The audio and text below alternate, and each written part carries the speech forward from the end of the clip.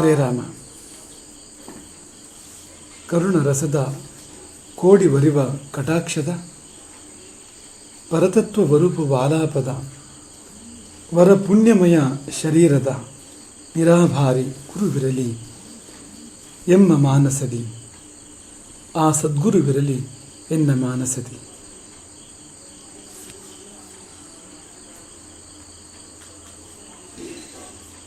ಹಲವಾರು ಗುಣಗಳನ್ನು ಹೇಳಿ ಇದೀಗ ಪರ್ಯವಸಾನಕ್ಕೆ ದೇಶಿಕರು ಬರ್ತಾ ಇದ್ದಾರೆ.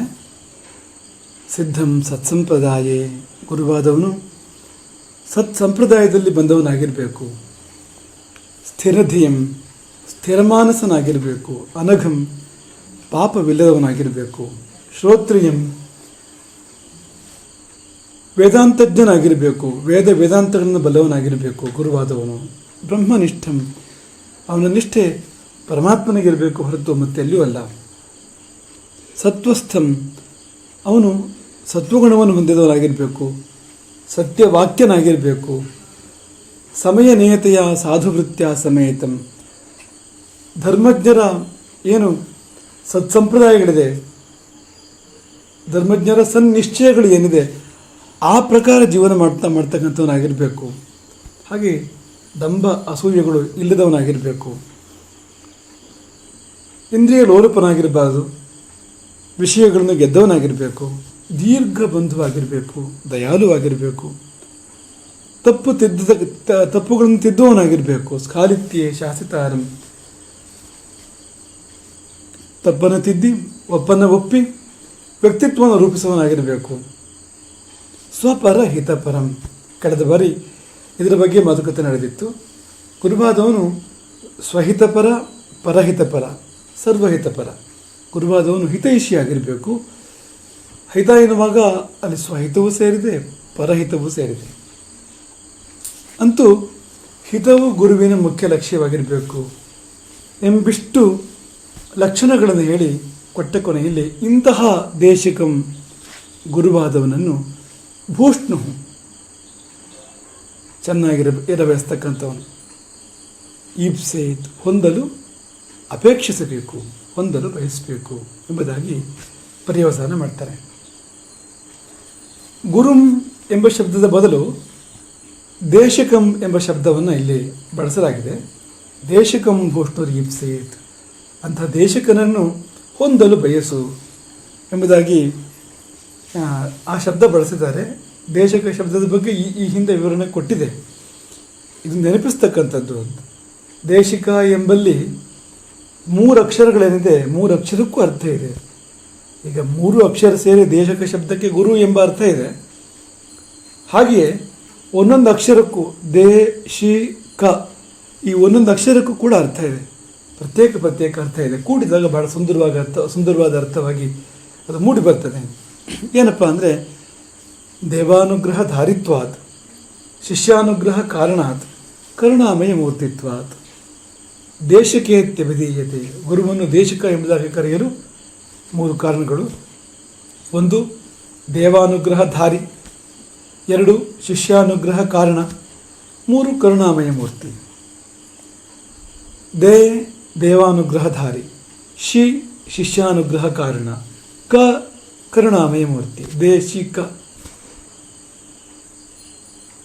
ದೇವಾನುಗ್ರಹಧಾರಿಯಾಗಿರಬೇಕು ಗುರುವಾದವನು. ಅಂದರೆ ದಿವ್ಯತೆ ಇಲ್ಲದೆ ಗುರುತ್ವ ಪೂರ್ಣವಾಗೋದೇ ಇಲ್ಲ. ಈಗ ವ್ಯಾವಹಾರಿಕವಾಗಿ ಜೀವನದಲ್ಲಿ ಎಷ್ಟೋ ಜನ ಅದು ಹೇಳ್ಕೊಡ್ತಕ್ಕಂಥವ್ರು ಸಿಗ್ಬೋದು. ಏನೇನೋ ಕಲಿಸ್ತವ್ರು. ಒಂದು ಅಕ್ಕರಂ ಕಲಿಸಜಾತಂ ಗುರು, ಅಲ್ಲಿ ಗುರುತ್ವದ ಒಂದು ಕಿರಣವೋ ಛಾಯೆಯೋ ಇಲ್ಲ ಅಂತಲ್ಲ. ಆದರೆ ಗುರುತ್ವ ಸಿದ್ಧಿಸಬೇಕಾದ್ರೆ ದಿವ್ಯತೆ ಇದ್ದಾಗ ಮಾತ್ರ, ದೇವಾನುಗ್ರಹಧಾರಿ ಆದಾಗ ಮಾತ್ರ. ಅಂದರೆ ನಾವು ಶಿಷ್ಯರು ಅಂತ ಭಾವಿಸಿದರೆ ನಮಗಿರುವ ದೇವಾನುಗ್ರಹ ಅವರ ಮೂಲಕ ಬರ್ತದೆ ಅಂಥ ವ್ಯಕ್ತಿತ್ವ ಅದು. ನಮಗೆ ಸಲ್ಲಬೇಕಾದ ದೇವಾನುಗ್ರಹ ಗುರುವಿನ ಮೂಲಕ ಬರ್ತಕ್ಕಂಥದ್ದು, ಅಥವಾ ಯಾರ ಮೂಲಕ ಬರ್ತದೋ ಅವನು ಗುರು. ಪ್ರಧಾನ ಲಕ್ಷಣ ಅದು ಅಂತ ಗುರುವಿನದು. ಈಗ ಆಂಜನೇಯನು ಸೀತೆಗೆ ರಾಮನ ಮುದ್ರೆ ಉಂಗುರವನ್ನು ಕೊಡ್ತಾನೆ. ಮತ್ತು ರಾಮನ ವಾರ್ತೆಯನ್ನು ಕೂಡ ಹೇಳ್ತಾನೆ. ಆಂಜನೇಯನಲ್ಲಿ ರಾಮನ ಸುದ್ದಿ ಇದೆ, ಜೊತೆಯಲ್ಲಿ ರಾಮನ ಅಭಿಜ್ಞಾನ ಇದೆ, ಮುದ್ರೆ ಉಂಗುರ ಇದೆ. ಸಮುದ್ರ ದಾಟಿ ಬಂದಿದ್ದಾನೆ. ರಕ್ಕಸನ ಮಧ್ಯೆ ಇರತಕ್ಕಂಥ ಸೀತೆಗೆ, ಅಪಹೃತಳಾದವಳಿಗೆ ತಂಪೆರೆಯುವ ವಾರ್ತೆಯನ್ನು ಆತ ಕೊಟ್ಟಿದ್ದಾನೆ. ಗುರುಲಕ್ಷಣಗಳೆಲ್ಲ ಇದೆ ಅಲ್ಲಿ. ಗುರು ಮಾರುತಿ, ಗುರು ಮೂರುತಿ. ಗುರುವಾದವನು ಹೀಗೆ ಇರ್ತಾನೆ. ಸಂಸಾರ ಸಮುದ್ರದ ಆಚೆ ಈಚೆ ಲೀಲಾಜಾಲವಾಗಿ ಸಂಚಾರ ಮಾಡಬಲ್ಲವನು. ಸಂಸಾರ ಸಮುದ್ರದ ಆಚೆ ಪರಮಾತ್ಮ, ಈಚೆ ಜೀವರುಗಳು. ಎರಡೂ ಕಡೆ ನಿರಾಯಾಸವಾಗಿ ಸಂಚಾರ ಮಾಡಬಲ್ಲವನು. ಆಶದಡವನ್ನು ತಲುಪಿ ಮರಳಿ ಬಂದು ಮತ್ತೆ ತಲುಪಿ ಹೀಗೆ ಮಾಡಬಲ್ಲವನು. ಹನುಮಂತನಲ್ಲಿ ನಾವು ಅದನ್ನು ಕಾಣ್ತೇವೆ. ಸಮುದ್ರದ ಆಚೆ ಈಚೆ ಸಂಚಾರ ಮಾಡಬಲ್ಲವನು. ಕೇವಲ ಲಂಘನ ಮಾತ್ರದಿಂದ ದಕ್ಷಿಣ ತೀರದಿಂದ ಉತ್ತರ ತೀರಕ್ಕೆ, ಉತ್ತರ ತೀರದಿಂದ ದಕ್ಷಿಣ ತೀರಕ್ಕೆ ಸೇರಬಲ್ಲವನು. ಗುರುವಾದವನಲ್ಲಿ ದೇವಾನುಗ್ರಹ, ನಮಗಾಗಿರ್ತಕ್ಕಂಥ ದೇವಾನುಗ್ರಹ ಅವನಲ್ಲಿ ಇರ್ತದೆ ನಿಹಿತವಾಗಿ. ಹೌದು, ದೇವರ ಗುರುತು. ಈಗ ರಾಮನ ಗುರುತು ಹನುಮಂತನಲ್ಲಿತ್ತು, ರಾಮನ ವಾರ್ತೆ ಹನುಮಂತನಲ್ಲಿತ್ತು. ಗುರುವಾದವನಲ್ಲಿ ದೇವರ ಗುರುತು ಮತ್ತು ದೇವರ ವಾರ್ತೆ ಇರ್ತದೆ. ಜೀವದೇವರನ್ನು ಸೇರಿಸುವ ಕೆಲಸ ಮಾಡ್ತಾನೆ ಗುರು.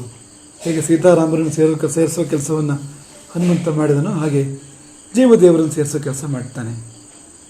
ಸೀತೆಯ ಹಾಗೆ ನಾವು ಕೂಡ ಮಾಯೆಯಿಂದ ಅಪಹೃತರಾಗಿದೆ. ಮಾಯಾ ರಾವಣ. ರಾವಣ ಅಂದ್ರೇನು? ನಿಜ ರೂಪದಲ್ಲಿ ಬಂದ ಅವನು ಮಾಯಾ ರೂಪದಲ್ಲಿ ತಾನೇ ಬಂದಿದ್ದು, ಭಿಕ್ಷು ವೇಷದಲ್ಲಿ ಬಂದಿದ್ದು. ಹಾಗಾಗಿ ಮಾಯೆಯಿಂದ ಅಪಹೃತರಾದ ಜೀವರು ನಾವು ಸೀತೆಯ ಹಾಗೆ ದುಃಖಿಗಳಾಗಿದ್ದೇವೆ. ಹೆಸರು ಅಶೋಕವರ, ನಿತ್ಯ ಶೋಕವೇ ಅದಿರ್ತಕ್ಕಂಥದ್ದು. ರಕ್ಕಸರ ಮಧ್ಯೆ ಯಾರಪ್ಪ ರಕ್ಕಸರು ಅಂದರೆ ಕಾಮಕ್ರೋಧಗಳು, ಲೋಹಮೋಹಗಳು, ಮದ ಮತ್ಸರಗಳು, ಅವೆಲ್ಲ ರಕ್ಕಸರು.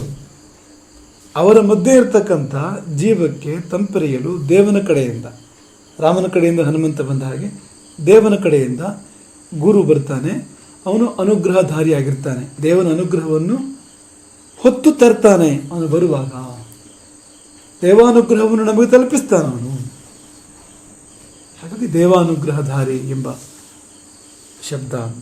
ಲೌಕಿಕ ಗುರುಗಳು ಪೂರ್ಣವಾಗಿ ಗುರುಗಳಲ್ಲ ಎಂಬುದನ್ನು ಇದು ತೋರಿಸ್ಬಿಡ್ತದೆ. ಹಾಗಾಗಿ ಪೂರ್ಣವಾಗಿ ಗುರು ಅಂತ ಅನ್ಸ್ಕೋಬೇಕಾದ್ರೆ ಡಿವಿನಿಟಿ, ದಿವ್ಯತೆ ಬೇಕು.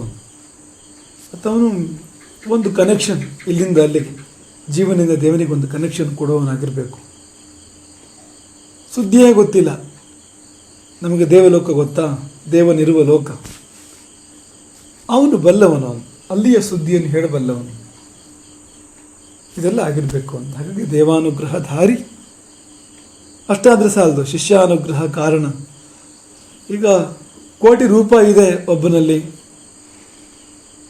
ಅಂದ ಮಾತ್ರಕ್ಕೆ ನಾವೆಲ್ಲ ಬಹಳ ಮರ್ಯಾದೆ ಕೊಟ್ಬಿಡ್ತೇವೆ. ಪ್ರಪಂಚ ನಡೆಯೋದು ಹಾಗೆ.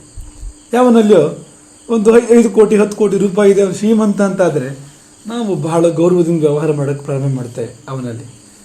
ಪ್ರಶ್ನೆ ಇರೋದು ಅವನಲ್ಲಿ ಇದೇ, ಹೌದು, ನಮಗೆ ಕೊಡ್ತಾನಾ? ನಮಗೆ ಕೊಡದಿದ್ದರೆ ಅವನಲ್ಲಿ ಕೋಟಿ ಇದ್ದರೆ, ಇನ್ನು 3 ಕೋಟಿ ಇದ್ದರೆ ಏನು ಪ್ರಯೋಜನ ಇಲ್ಲ. ಹಾಗಾಗಿ ಶಿಷ್ಯಾನುಗ್ರಹ ಕಾರಣ. ಅವನಲ್ಲಿ ಎಂಥ ಒಂದು ದೇವಾನುಗ್ರಹ ತುಂಬಿ ತುಳುಕಿದರೂ ಕೂಡ ಶಿಷ್ಯಾನುಗ್ರಹದ ಕರುಣೆ, ಆ ಶಿಷ್ಯಾನುಗ್ರಹದ ಸಂಕಲ್ಪ ಅವನಲ್ಲಿ ಇಲ್ಲದೇ ಇದ್ದರೆ ಅವನು ಗುರುವಾಗೋದಿಲ್ಲ. ಅವನು ಜ್ಞಾನಿಯಾಗಿ ಸಿದ್ಧನಾಗಿ ಈ ಲೋಕದಿಂದ ಆ ಲೋಕಕ್ಕೆ ಏರಬಹುದು. ಗುರುವಾಗಬೇಕಾದ್ರೆ ಈ ಒಂದು ಅನುಗ್ರಹ ಸಂಕಲ್ಪ, ಶಿಷ್ಯಾನುಗ್ರಹದ ಸಂಕಲ್ಪ ಅವನಲ್ಲಿ ಇರಬೇಕಾಗ್ತದೆ. ಕೊನೆಯಲ್ಲಿ ಕರುಣಾಮಯ ಮೂರ್ತಿ. ಕನಿಕರಕ್ಕೆ ಕೈಕಾಲು ಬಂದ ಹಾಗಿದೆ, ಕನಿಕರಕ್ಕೆ ಆಕೃತಿ ಬಂದ ಹಾಗಿದೆ, ಇರುವುದೇ ಕನಿಕರ. ಹಾಗಾಗಿ ಗುರು ಏನೇ ಮಾಡಿದರೂ ಕನಿಕರದಿಂದ ಮಾಡ್ತಕ್ಕಂಥದ್ದು. ಗುರು ತಲೆ ಮೇಲೆ ಕೈ ಇಟ್ಟು ಆಶೀರ್ವಾದ ಮಾಡ್ಬೋದು, ದೀಕ್ಷೆ ಕೊಡ್ಬೋದು, ಉಪದೇಶ ಕೊಡ್ಬೋದು, ಮಾರ್ಗದರ್ಶನ ಮಾಡ್ಬೋದು. ಕೆಲವು ಬಾರಿ ಕಠೋರವಾಗಿ ಕೆಲವು ಮಾತುಗಳನ್ನು ಹೇಳ್ಬೋದು, ದಂಡಿಸಬಹುದು, ಹೊರಟು ಹೋಗುವಂತನ್ಬೋದು. ಇವೆಲ್ಲವುಗಳ ಹಿಂದೆಯೂ ಇರುವ ಮೂಲದ್ರವ್ಯ ಒಂದೇ, ಕನಿಕರ. ಹಾಗಾಗಿ ಗುರುವಿನ ಅನುಗ್ರಹವಂತೂ ಹೇಗೂ ಅನುಗ್ರಹವೇ, ನಿಗ್ರಹವೂ ಕೂಡ ಅನುಗ್ರಹವೇ ಹೌದು. ನಿಗ್ರಹ ಅಂತ ಇರೋದಿಲ್ಲ ಅಲ್ಲಿ. ನವಗ್ರಹಗಳಲ್ಲಿ ಒಂದಾದ ಗುರುಗ್ರಹ, ಆ ಗುರುಗ್ರಹಕ್ಕೆ ಕೇಡು ಮಾಡಿ ಗೊತ್ತಿಲ್ಲ. ಅದು ಕೇವಲ ಶುಭ ಸ್ವರೂಪ. ಅದು ಇಲ್ಲದಿದ್ದಾಗ ಗುರುಕೃಪೆ, ಗುರುದೃಷ್ಟಿ, ಗುರುರಕ್ಷೆ ಇಲ್ಲದೇ ಇದ್ದಾಗ ಶನಿ ಕೇಡು ಮಾಡಬಹುದು, ಮಂಗಲ ಕೇಡು ಮಾಡಬಹುದು, ಅದು ಬೇರೆ ಮಾತು. ಗುರು ಕೇಡು ಮಾಡುವುದಂತಿಲ್ಲ. ಯಾಕೆಂದರೆ ಆ ಗ್ರಹದಲ್ಲಿ ಅಶುಭತ್ವವೇ ಇಲ್ಲ, ಕೇವಲ ಶುಭತ್ವ ಇರ್ತಕ್ಕಂಥದ್ದು ಆ ಗ್ರಹದಲ್ಲಿ. ಗುರುವು ಕೂಡ ಹಾಗೆ, ಅದು ಇದು ಒಂದೇ ರೀತಿ ಇರ್ತಕ್ಕಂಥದ್ದು. ಗುರುಗ್ರಹ ಹೇಗೋ ಗುರು ಕೂಡ ಹಾಗೆ, ಗುರು ಹೇಗೋ ಗುರುಗ್ರಹ ಕೂಡ ಒಂದಕ್ಕೊಂದು ಒಂದೇ ಅದು ಅಂತ. ಹಾಗಾಗಿ ಕರುಣಾಮಯ ಮೂರ್ತಿಯಾಗಿರ್ತಾನೆ. ಒಂದೊಂದು ಅಕ್ಷರಕ್ಕೂ ಒಂದೊಂದು ಗಂಭೀರವಾಗಿರ್ತಕ್ಕಂಥ ಅರ್ಥ ಇದೆ. ದೇಶಿಕ, ಪ್ರತ್ಯಕ್ಷರಕ್ಕೆ ವಿಶೇಷ ಅರ್ಥ, ಕೂಡಿದಾಗ ಒಂದು ಬಹಳ ಸುಂದರವಾಗಿರ್ತಕ್ಕಂಥ ಅರ್ಥ. ಅದು ಮೂರು ಯಾವ್ಯಾವುದೋ ಸೇರಿದೆ ಅಂತ ಅಂದ್ಕೋಬೇಡಿ. ಮೂರೂ ಸೇರಿದಾಗ ಪಾಯಸ, ಅದು ಹಾಲು ಸಕ್ಕರೆ ದ್ರಾಕ್ಷಿ ಮೂರು ಸೇರಿದೆ ಅಲ್ಲಿ ಅಂತ. ಹಾಗೆ ಅಂತ ದೇವಾನುಗ್ರಹಧಾರಿಯಾಗಿ ಅದನ್ನು ಶಿಷ್ಯನಿಗೆ ಕೊಡುವ ಉದ್ದೇಶವನ್ನು ಹೊಂದಿದವನಾಗಿ, ಅದಕ್ಕೆ ಬೇಕಾದ ಕನಿಕರವನ್ನು, ಕರುಣೆಯನ್ನು ಹೊಂದಿದವನಾದರೆ ಅಲ್ಲಿಗೆ ವ್ಯಕ್ತಿತ್ವ ಪರಿಪೂರ್ಣವಾಯಿತು. ಹಾಗಾಗಿ ದೇಶಿಕ ಅಂಥವನನ್ನು ಈಪ್ಸೇತ್, ಹೊಂದಲು ಬಯಸು, ಅಂಥವನನ್ನು ಹೊಂದಲು ಬಯಸು. ಬಯಸಲೇಬೇಕು ಅಂತಿಲ್ಲ, ಆದರೆ ನಿನಗೆ ಇರಬೇಕು ಅಂತಿದ್ದರೆ ಬಯಸು. ಭೂಷ್ಣು, ಈ ಭೂ ಎಂಬ ಧಾತುವಿಗೆ ಅಸ್ತಿತ್ವ ಎಂಬುದಾಗಿ ಅರ್ಥ. ಭೂ ಸತ್ತಾಯ, ನಿನಗೆ ಅಸ್ತಿತ್ವ ಬೇಕಾದರೆ, ಇರವು ಬೇಕಾದರೆ ಗುರುವನ್ನು ಹೊಂದಲು ಬಯಸು. ಇದೇನಿದು ಇರವು ಗುರುವು ಏನು ಸಂಬಂಧ ಒಂದಕ್ಕೊಂದು ಅಂತಂದರೆ, ಹೌದು ಸಂಬಂಧ ಇದೆ. ಸಂಬಂಧ ಏನು ಅಂದರೆ, ಹೇಗೆ ಇರಬೇಕು ಎಂಬುದನ್ನು ತೋರಿಸಿಕೊಡುವವನು ಗುರು, ಅದು ಸಂಬಂಧ. ಇರಬೇಕು ಎಂದರೇನು? ಚೆನ್ನಾಗಿರಬೇಕು, ಹೇಗಿರಬೇಕು ಹಾಗಿರಬೇಕು, ಒಟ್ರಾಸಿ ಇರಬೇಕು ಅಂತಲಾ? ಹಾಗಲ್ಲ. ಹೇಗೋ ಇರುವವರು ಯಾರ್ಯಾರೋ ಇದ್ದಾರೆ, ಎಷ್ಟೋ ಜನ ಇದ್ದಾರೆ. ಆ ಪಟ್ಟಿಯಲ್ಲಿ ಸೇರಬೇಕಾದವ್ರು ನಾವು ಅಲ್ವಲ್ಲ. ಹೇಗಿರಬೇಕು ಹಾಗಿರಬೇಕು, ಹೇಗಿರಬೇಕು ಚೆನ್ನಾಗಿರಬೇಕು. ಹೇಗಿರಬೇಕು ಹಾಗಿರಬೇಕಾದ್ರೆ ಗುರುವನ್ನು ಆಶ್ರಯಿಸು. ಚೆನ್ನಾಗಿ ಇರಬೇಕಾದ್ರೆ ಗುರುವನ್ನು ಆಶ್ರಯಿಸು. ಹೇಗಿದ್ರೂ ಸರಿ ಅಂದರೆ ಗುರು ಬೇಕು ಅಂತಿಲ್ಲ, ಚೆನ್ನಾಗಿರಬೇಕು ಅಂತಿಲ್ಲ, ಗುರು ಬೇಕು ಅಂತಿಲ್ಲ. ಚೆನ್ನಾಗಿರಬೇಕು ಅಂತಾದರೆ, ಇರಬೇಕಾದಂತೆ ಇರಬೇಕು ಅಂತಾದರೆ ಈಪ್ಸೇತ್, ದೇಶಿಕಂ ಈಪ್ಸೇತ್, ಗುರುವನ್ನು ಬಯಸು, ಗುರುವನ್ನು ಹೊಂದ ಬಯಸು.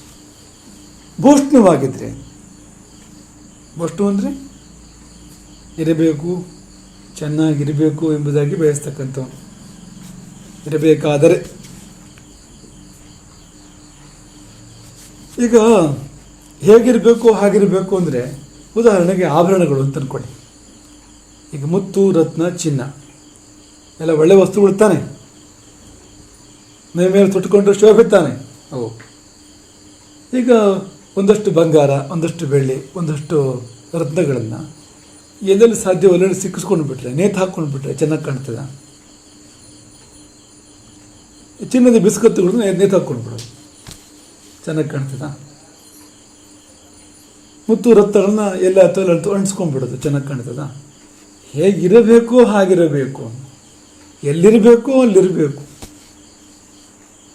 ಇರಬೇಕು ಎನ್ನುವುದರ ಹಿಂದೆ ಈ ಅಂಶ ಸೇರಬೇಕಾಗಿದೆ, ಈ ವಿಶೇಷಣ ಸೇರಬೇಕಾಗಿದೆ. ಇಲ್ಲಿದ್ರೆ ಬದುಕು ಚೆಂದ ಅಲ್ಲ. ಬದುಕು ಅಂದರೆ ಸುಮ್ಮನೆ ಇರಬೋ ಅಲ್ಲ, ಅದು ಇರಬೇಕಾದಂತೆ ಇರಬೇಕಾಗಿರ್ತಕ್ಕಂಥದ್ದು, ಅದೇ ಬದುಕು ಅಂತ. ಹಾಗಾಗಿ ಅನೇಕ ಸಂಗತಿಗಳು, ಈಗ ಯಾವ ಸಂಗತಿ ತೆಗೆದುಕೊಂಡ್ರು ಅದು ಇರಬೇಕಾದಂತೆ ಇರಬೇಕು. ಹಾಗಿದ್ರೆ ಮಾತ್ರ ಶೋಭೆ, ಹಾಗಿದ್ರೆ ಮಾತ್ರ ಸರಿ, ಹಾಗಿದ್ರೆ ಮಾತ್ರ ಸ್ವಾರಸ್ಯ, ಹಾಗಿದ್ರೆ ಮಾತ್ರ ಅದಕ್ಕೊಂದು ಅರ್ಥ. ಇರಬೇಕಾದಂತೆ ಇರದೇ ಇದ್ದರೆ ಹೋಯ್ತು, ಕತೆ ಕೆಟ್ಟು ಹೋಯ್ತು. ಹಾರ್ಟು ಇರಬೇಕಾದಲ್ಲಿಲ್ಲ, ಒಂದು ಅಡಿ ಕೆಳಗಿದೆ ಅಂದರೆ ಅವನು ಬದುಕ್ತಾನೆ? ಸಾಧ್ಯ ಇದೆ ಹೇಳಿ? ಏನು ಮುಂದಡಿದು ಏನು ಬಂತಪ್ಪ ಅಂತಂದರೆ ಸಾಧ್ಯವೇ ಇಲ್ಲ. ಅದು ಎಷ್ಟು ಸಾರಿ ಬಡ್ಕೋಬೇಕು ಅಷ್ಟು ಸಾರಿ ಬಡ್ಕೋಬೇಕು. 2 ಪಟ್ಟು ಬಡ್ಕೊಂಡು ಅಂದರೆ ಆಗಲೂ ಕಷ್ಟವೇ, ಅರ್ಧದಷ್ಟೇ ಬಡ್ಕೊಂಡು ಅಂದರೆ ಆಗಲೂ ಕೂಡ ಕಷ್ಟವೇ ಅಲ್ವಾ? ಪ್ರತಿಯೊಂದು ಕೂಡ ಹಾಗೆ. ರಕ್ತ ಹರಿಬೇಕು ಅಂದರೆ ಹೇಗೆ ಹರಿಬೇಕು, ಎಷ್ಟು ಹರಿಬೇಕು ಅಷ್ಟು ಹರಿಬೇಕು. ಹೆಚ್ಚು ಹರಿಯಿತು ಅಂದರೆ ರಕ್ತದ ಒತ್ತಡ ಅಂತ ಶುರುವಾಯಿತು. ಹರಿಯೋಕ್ಕೆ ಕಷ್ಟ ಆಯಿತು ಅಂದರೆ ಇನ್ನೊಂದು ತರಹ ಆಯಿತು. ಪ್ರತಿ ಒಂದು ಸಂಗತಿ ಕೂಡ ಹಾಗೆ.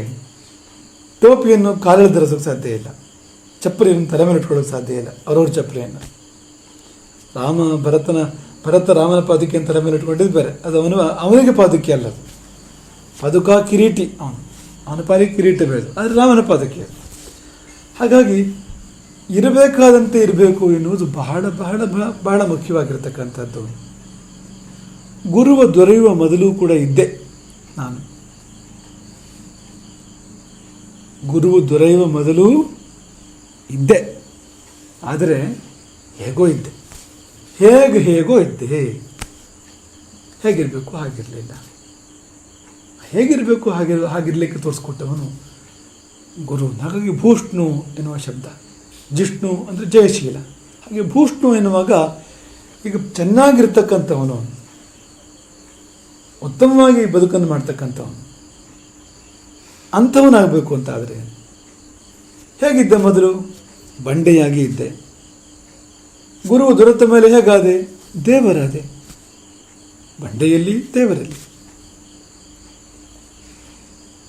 ಶಿಲ್ಪಿಯ ಕೈಗೆ ಸಿಕ್ಕಿದರೆ ಬಂಡೆಯು ಮೂರ್ತಿಯಾಗಿ ಸರ್ವರಿಂದ ಪೂಜಿಸಲ್ಪಡ್ತದೆ, ದೇವರ ಸಾನ್ನಿಧ್ಯ ಬರ್ತದೆ ಅಲ್ಲಿ. ಬಂಡೆ ಅದು ದೇವರೇ ಆಗಿಬಿಡ್ತದೆ.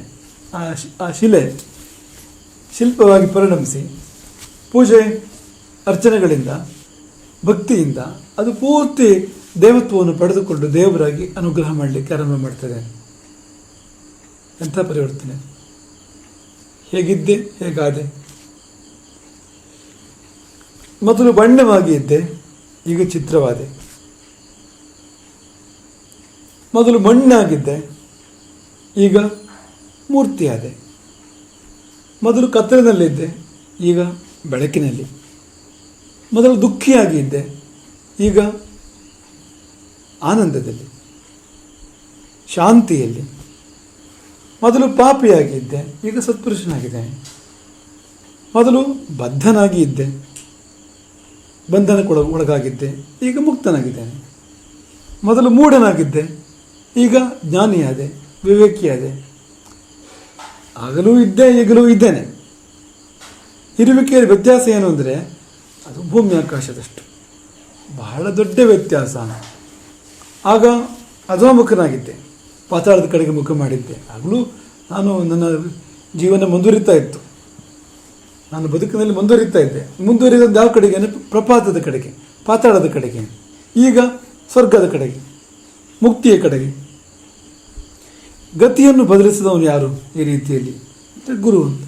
ಯಾವುದಾದ್ರೂ ಗುರುವಿನ, ನಿಜವಾದ ಅರ್ಥದ ಗುರುವಿನ ಸಹವಾಸ ಸಾನ್ನಿಧ್ಯ ಮಾಡಿದರೆ ಅವನು ಬದುಕಿನ ದಿಕ್ಕನ್ನು ಬದಲಾಯಿಸ್ತಾನೆ, ನಮ್ಮ ಇರವನ್ನೇ ಬದಲಾಯಿಸ್ತಾನೆ. ಮುಂದೆ ನೀವು ಅದನ್ನು ಕೇಳ್ತೀರಿ, ಜನ್ಮ ಪ್ರಧ್ವಂಸ ಜನ್ಮ ಪ್ರದ ಗರಿಮತೆಯ. ನಾವು ಹೇಗಿದ್ದೇವೋ ಅದನ್ನು ಧ್ವಂಸಗೊಳಿಸಿ ಹೊಸ ನನ್ನನ್ನು ಸೃಷ್ಟಿ ಮಾಡ್ತಾನೆ ಅವನು. ಇರುವ ನನ್ನನ್ನು ಧ್ವಂಸ ಮಾಡಿ ಹೊಸ ನನ್ನನ್ನು ಸೃಷ್ಟಿ ಮಾಡ್ತಾನೆ. ಹಳೆಬಾಳು ಸುಟ್ಟಿತ್ತು, ಕೊಳೆಬಾಳು ಸುಟ್ಟಿತ್ತು, ಹೊಸ ಬಾಳು ಹುಟ್ಟಿತ್ತು. ಹಳೆಬಾಳು ಕೊಳೆಬಾಳು ಸುಟ್ಟಿತ್ತು, ಹೊಸ ಬಾಳು ಹುಟ್ಟಿತ್ತು. ಇದು ಗುರುವಿನ ಒಂದು ಸಾನ್ನಿಧ್ಯದಿಂದ, ಸಂಸರ್ಗದಿಂದ ಆಗ್ತಕ್ಕಂಥ ಒಂದು ಬದಲಾವಣೆ. ಇದಾಗಬೇಕು ಅಂದರೆ ಗುರು ದೊರೀಬೇಕು, ದೊರೆತಾಗ ಮಾತ್ರ ಆಗ್ತಕ್ಕಂಥದ್ದು. ಹಾಗಾಗಿ ಇರವು ಅಂದರೆ ಆಯ್ತಾ, ಇದ್ದೆ ಅಂದರೆ ಆಯ್ತಾ, ಹೇಗಿದ್ದೆ ಅಂತ ಬೇಡವಾ? ಅಲ್ಲಿ ನಮಗೆ ಗುರುವಿನ ಪಾತ್ರ ಇರ್ತಕ್ಕಂಥದ್ದು. ಹಾಗಾಗಿ ಅಂಥದ್ದೊಂದು ಪರಿವರ್ತನೆಯ ಇರವನ್ನು ತರ್ತಕ್ಕಂಥವನು ಗುರು. ಹಾಗಾಗಿ ನಿನಗೆ ಹಾಗಿರಬೇಕು ಅಂತ ಅನಿಸಿದರೆ ಹೇಗಿರಬೇಕು ಹಾಗೆ. ಕಿರೀಟವು ತಲೆ ಮೇಲಿದ್ದ ಹಾಗಿರಬೇಕು ಅಂತ ಅನಿಸಿದರೆ ಗುರುವನ್ನು ಹೊಂದಲು ಬಯಸು. ಗುರುವನ್ನು ಹೊಂದು ಅನ್ನೋದಕ್ಕೆ ಗುರು ಏನು ಕೆಸಲಿಲ್ಲ, ಅಲ್ಲೇ ಒಳಗೆ ಹಾರ್ಟಲ್ಲಿದ್ದಾನೆ. ಇನ್ನು ಒಳಗೆ ಹೋದರೆ ಹೃದಯ ಇದೆ, ಅಲ್ಲಿರ್ಬೋದು. ಆದರೆ ಈಗ ನಾವು ಕೆಸಗೆ ಕೈ ಹಾಕಿ ತೆಗಿತಕ್ಕಂಥ ಅಂಥ ಸೊತ್ತಲ್ಲ ಅವನು. ಪಡ್ಕೊಳ್ಬೇಕು ಅಂದರೆ ಅದಕ್ಕೆ ಸಾಧನೆ ಬೇಕು, ಯೋಗ ಬೇಕು, ಪುಣ್ಯ ಬೇಕು. ಅದು ಇದ್ದರೆ ಮಾತ್ರ ಗುರುವು ದೊರೆಯುತ್ತಾನೆ. ಹಾಗಾಗಿ ಈಪ್ಸೇತ್ ಹೊಂದಲು ಬಯಸಬೇಕು, ಅಂಥ ಗುರುವನ್ನು ಹೊಂದಲು ಅಪೇಕ್ಷೆ ಪಡಬೇಕು.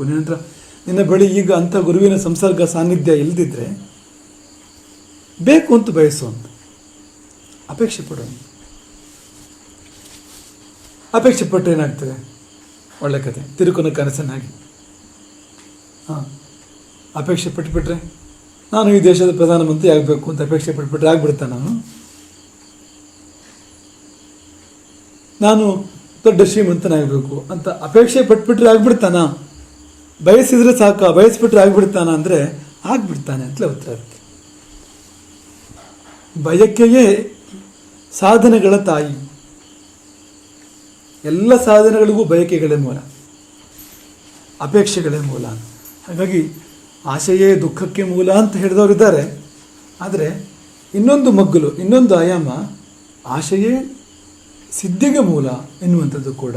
ಆಶೆ ಬೇಕು, ಆಶೆ ಎಲ್ಲಿ ಬೇಕು ಅಲ್ಲಿ ಬೇಕು ಅಂತ. ಈಗ ಪುನಃ ಅದಕ್ಕೆ ನಾವು ಬರಬೇಕಾಗ್ತದೆ. ಎಲ್ಲೆಲ್ಲೋ ಆಶೆ ಮಾಡಿದರೆ ಅದು ನಮ್ಮನ್ನು ಹಾಳು ಮಾಡ್ತದೆ, ದಿಕ್ಕು ತಪ್ಪಿಸ್ತದೆ. ಆದರೆ ಸರಿಯಾದ ವಿಷಯಕ್ಕೆ ಆಶೆ ಮಾಡಿದರೆ ಆ ಆಶೆ ಅದು ಆಶಯವಾಗಿ ಪರಿಣಮಿಸ್ತದೆ. ಆಶೆ ದುರ್ಬಲವಾದರೆ ಆಶಾ ಭಂಗ ಫಲ ಅದಕ್ಕೆ ಅಷ್ಟೆ. ಆಶೆ ದುರ್ಬಲವಾದರೆ ಮುಂದೆ ಭಂಗ ಇದೆ, ಆಶಾ ಭಂಗ ಆಗುವುದು ನಿಶ್ಚಿತ. ಆಶೆ ಪ್ರಬಲವಾದರೆ, ಆಶೆ ದೃಢವಾದರೆ ಅದು ಆಶಯ ಅಂತ ಕರೆಸ್ಕೊಳ್ತದೆ. ಜೀವದ ಆಶಯ ಅದು ಅಂತ. ಅದು ದೃಢವಾದರೆ, ಆಶಯವು ದೃಢವಾದರೆ ಅದು ಸಂಕಲ್ಪ ಎಂಬುದಾಗಿ ಕರೆಸ್ಕೊಳ್ತದೆ. ಸಂಕಲ್ಪ ಎನ್ನುವ ಮಟ್ಟಕ್ಕೆ ಹೋಗಬೇಕು. ನಮ್ಮ ಬಯಕೆಗಳು, ನಮ್ಮ ಆಸೆಗಳು ಸಂಕಲ್ಪದ ಮಟ್ಟಕ್ಕೆ ಹೋಗಬೇಕು. ಸಂಕಲ್ಪವು ತೀವ್ರಗೊಂಡ್ರೆ, ಸಂಕಲ್ಪವು ಇನ್ನೂ ದೃಢವಾದರೆ ಅದಕ್ಕೆ ಸಾಧನೆ ಅಂತ ಹೆಸರು.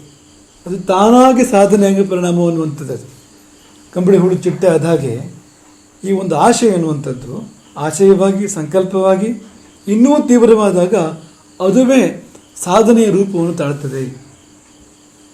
ಸಾಧನೆ ತೀವ್ರವಾದರೆ ಅದೇ ಸಿದ್ಧಿ, ಅದೇ ಸಿದ್ಧಿ. ಹಾಗಾಗಿ ಸಿದ್ಧಿಯ ಮೂಲ ಆಶಯ ಎಂದ ಮೇಲೆ ನಾವು ಅವಿವೇಕದಿಂದ ಆಶೆಯನ್ನು ಗಳಹಬಾರದು. ಸಾತ್ವಿಕ ಆಸೆ ಬೇಕು, ಸಲ್ಲದ ಆಸೆ ತಪ್ಪು, ಸಲ್ಲದ ಆಸೆ ತಪ್ಪು. ವಿಶ್ವಾಮಿತ್ರ ವಸಿಷ್ಠರ ಧ್ಯೇನು ಬೇಕು ಅಂತ ಆಸೆ ಪಟ್ಟ, ಸಲ್ಲದ ಆಸೆ ಅದು. ಮುಂದೆ ಬಂದದ್ದೆಲ್ಲ ಅನರ್ಥ. ಮಕ್ಕಳನ್ನು ಕಳ್ಕೊಂಡ, ಸೇನೆ ಕಳ್ಕೊಂಡ, ರಾಜ್ಯವನ್ನೂ ತೊರೆದು ಹೋದ. ಅವನ ದರ್ಪ ಬಲಗಳೆಲ್ಲ ಹತವಾದವು.